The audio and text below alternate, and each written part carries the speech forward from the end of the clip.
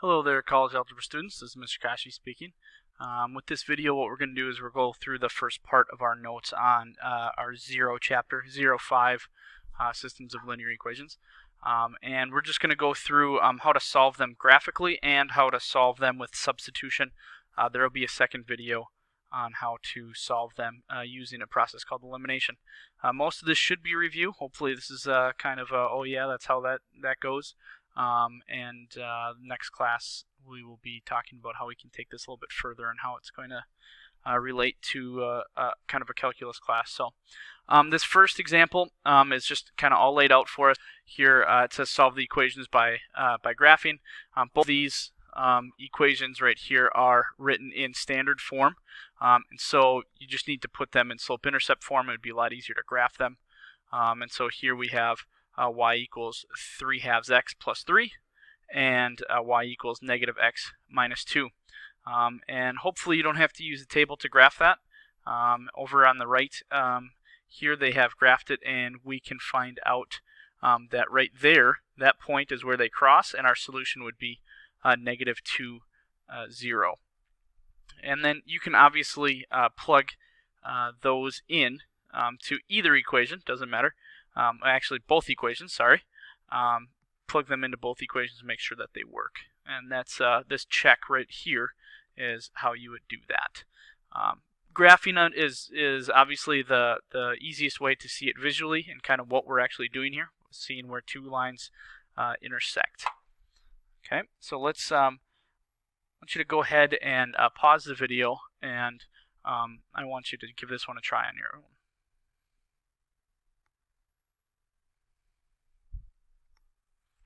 Alright, hopefully you took some time to graph these and find the solution. So this first one I'll do in blue, y equals 2x minus 5. So I'm going to start at the negative 5. 1, 2, 3, 4. Start at the negative 5. And then the slope is 2. Technically that slope would be 2 over 1. So I'm going to go up 2 over 1, put a point, up 2 over 1, put a point, up 2 over 1, up 2 over 1, keep going. You hopefully have a straight edge that you can use, go all the way off the graph there. Okay. And then this next one I'm going to do in green. Okay.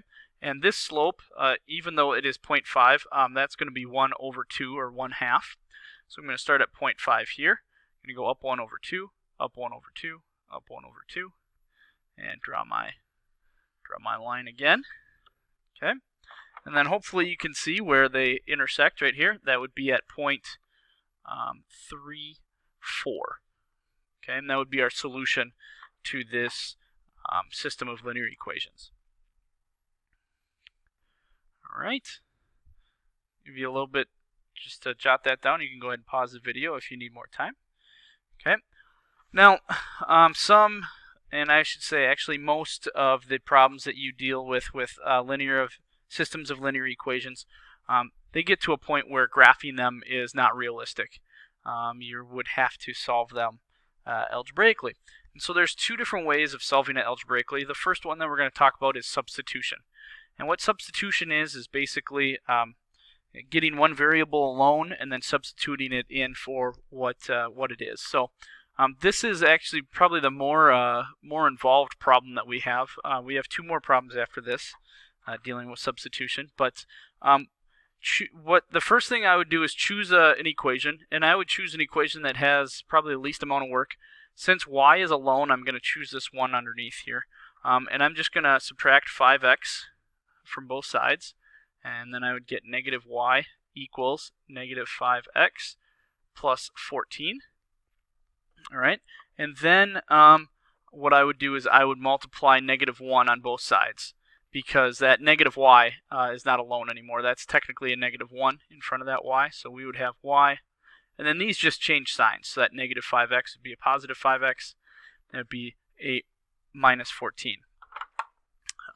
Then what we would do is we would actually do this substitution. So since we started with this first bottom equation, we would have to plug this expression in for y, because y equals this.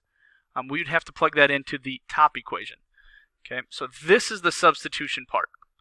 That's why we call it substitution. We are substituting 5x minus 14 in for y. Okay, so then over here we would have 2x plus 3, and then that would be 5x minus 14. And that would be set equal to 9. Okay, so now because we've plugged that expression in, that will take a little bit more work. We have to do a little bit distributive property here. I'll rewrite the 2x, and then 3 times 5x. Hopefully I don't have to break that into steps. We'll just call that 15x. 3 times negative 14, that would be a negative 42 equals 9. Then I would combine these two and make that 17x minus 42. It's not 44, 42. And that's set equal to 9. So now we have to obviously solve for x. Hopefully you guys could figure that out here a couple of steps ago. But we're going to add 42 on both sides. And that would be 17x equals 51. And then the opposite of multiplying by 17, we divide by 17 on both sides. We get x equals 3. Now, it seems like a lot of work. That's because it is.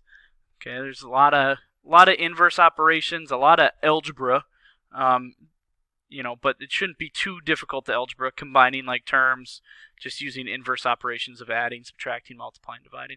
But really, we're only half done because we need to find out where these two lines cross, and we only have one coordinate. We just have x equals 3. So now that we have the one coordinate, we can plug that into either equation that we feel is easiest. Okay, so I'm going to take that and I'm going to plug that 3 into right there using green, so that we would have 2 times 3 plus 3y equals 9. And you would get the same answer if you were to plug it in and multiply it by the 5 in the other equation. But I just feel like this is a little bit easier. So here we get 6 plus 3y equals 9. Got to solve for y here, so we're going to subtract 6 on both sides.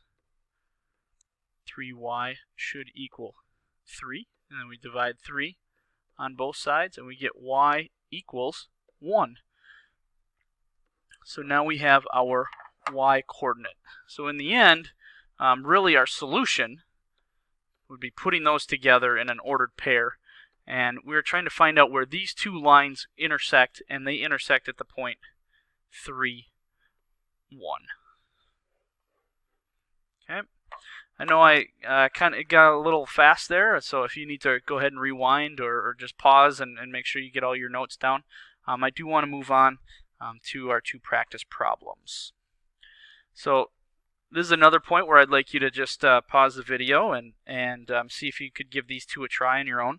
A little bit less involved than the one that we just did, but go ahead and take some time right now.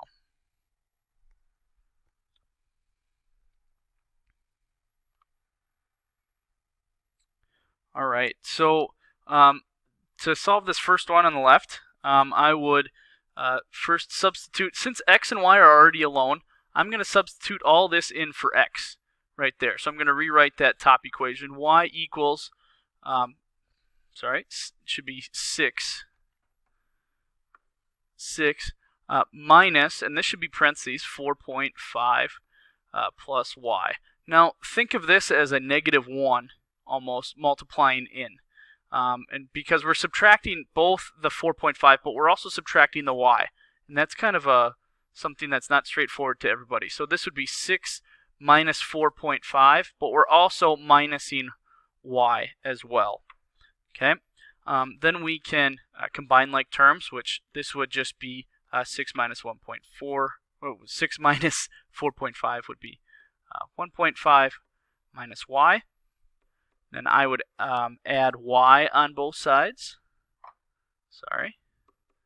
Add y on both sides. We get 2y equals 1.5. Then divide by 2 on both sides, and we get y equals 0.75. Okay. So now we have our 1 coordinate there.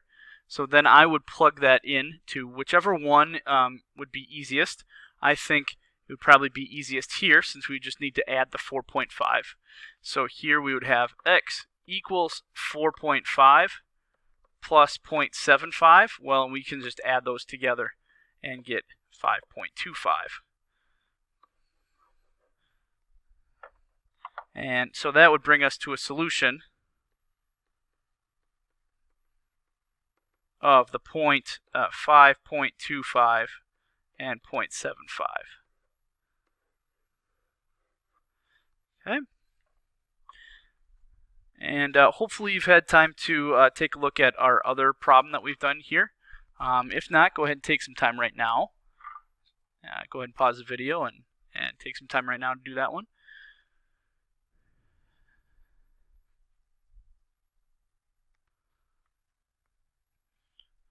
All right, hopefully you've had some time to go through this one. So this is kind of basically, if you were to talk about difficulty level, about halfway in between the last two that we just did. So what I would do is I would subtract 2y from this bottom one, so we could just get x alone right away. And that would be x equals negative 2y plus 1. And so then what I would do is I'd go up to the top, and this is the substitution part. I'm going to put that right in for x. Okay.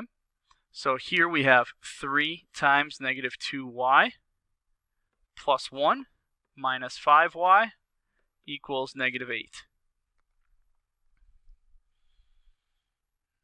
All right, so then here we would bomb the fort or use the distributive property, whatever you want to call it.